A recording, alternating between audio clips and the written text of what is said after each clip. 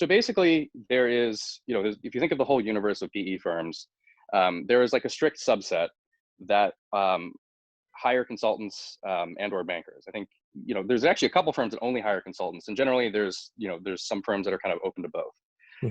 So, I would say it's not impossible to go outside of those consulting friendly firms if you're a consultant, but it's extremely difficult. And frankly, I don't recommend it because it's kind of like, why, right? Like at first, I was even thinking like, oh, maybe I want to keep my options open as much as possible. But that's before, I realized that you only end up having the opportunity to interview at a finite number of firms.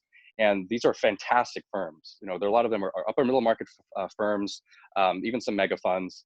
And, and one of the things I actually found, and I really thought was funny when I kind of went through it, is when I was networking, I realized even if I was a banker, I probably would have ended up targeting those firms anyway, because I found for whatever reason, the firms that had a consulting kind of heritage tended to have a lot better of a culture and tended to just kind of align with what I kind of, or tended to resonate with kind of the work that I'd rather do in terms of how they talked about it and how the people just generally kind of felt during our chats. So I would highly encourage all consultants to kind of just not try to aim for the KKRs of the world, because even if you were that like 1 in a million, you're going to be kind of trying to fit a mold that you're not, right? Like they're expecting you to be a banker, and why not go to a firm that actually appreciates your skill set?